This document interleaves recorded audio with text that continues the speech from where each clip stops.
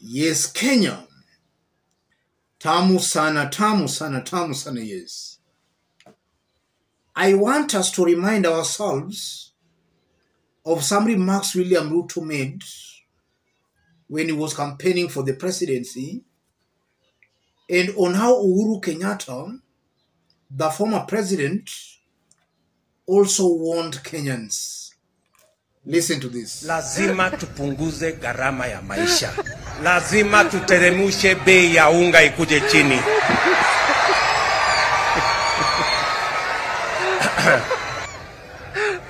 Wale walioharibu hii mambo ya unga mpaka ikafika shilingi 230 walikoroga hiyo mambo kwa miaka 4. Unipatie tu mwaka moja peke yake nitakuwa nimenyorosha. Njia ya kuokoka ni baba.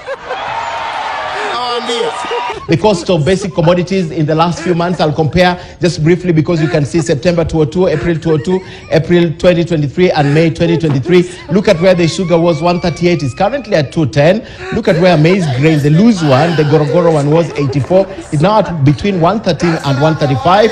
Kerosene was at 148 in September of 2002, is now at 182, and diesel was at 165, is now at 168. Slight increase, but there's still an increase, while electricity 50 kilowatt has been rising steadily from 963 back in September of 2002. April it was slightly less, but you see in April 2023 it has risen again to 1,304.9. This is exactly where we are.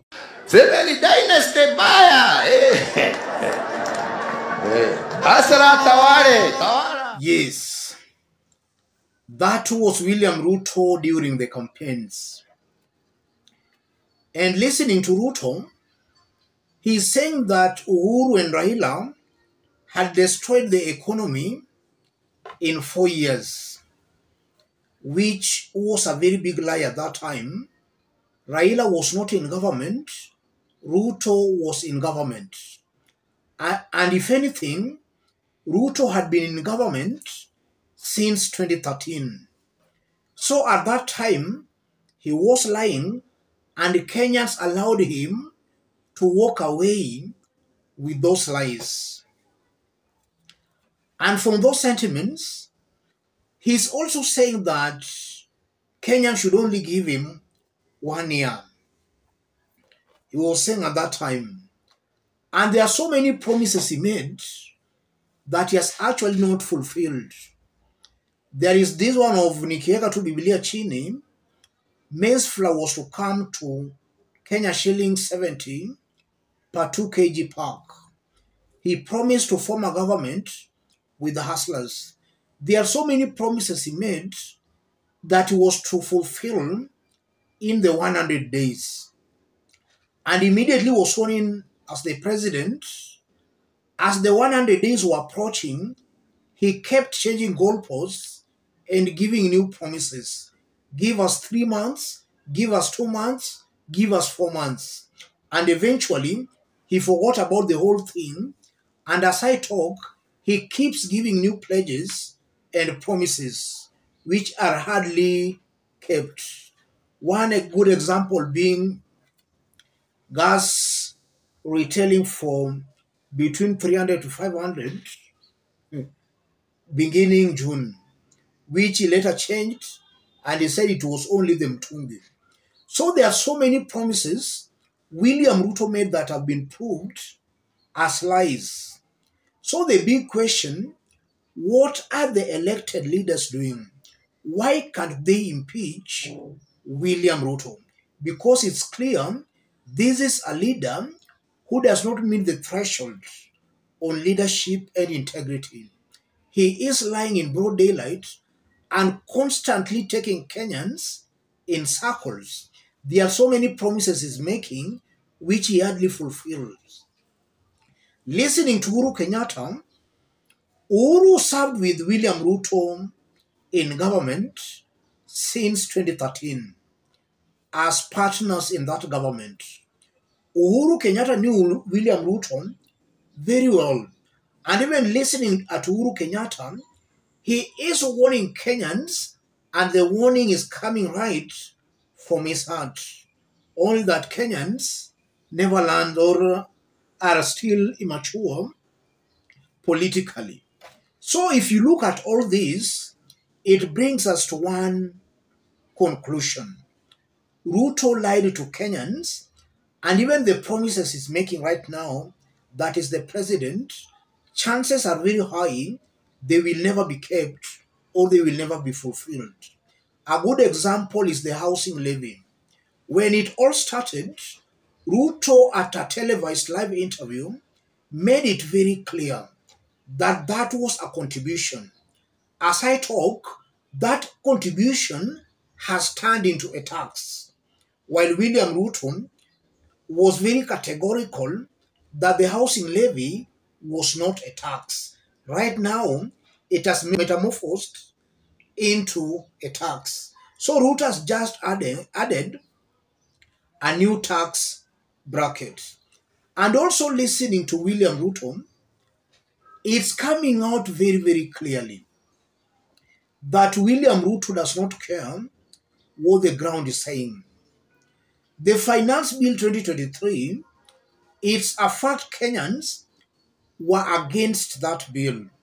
And even a research was done that indicated 93% of Kenyans were against that bill. But still, William Ruto threatened the elected leaders, and they did pass that bill in parliament.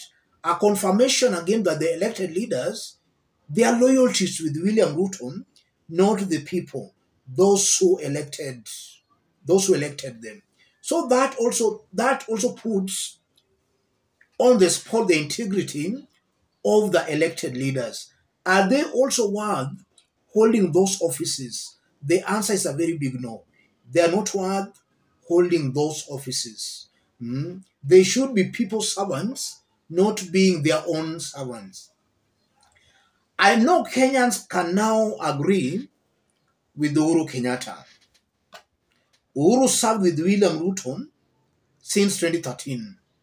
And Uhuru Kenyatta knows and understands William Ruto well and better more than any other Kenyan.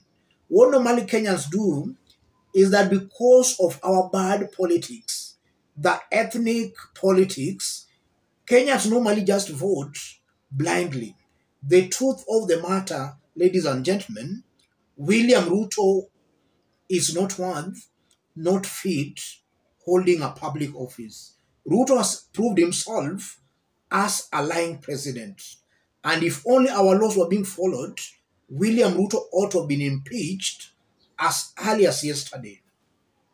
That's a fact, and that's the truth. And also, before I forget, Ruto is still going around the country, and some of his foot soldiers in various media stations, radio stations, they are still cheating Kenyans that they will own houses after paying the housing tax, housing levy. The truth of the matter, nobody will own the houses as a result of the housing tax deduction. Nobody will own any house.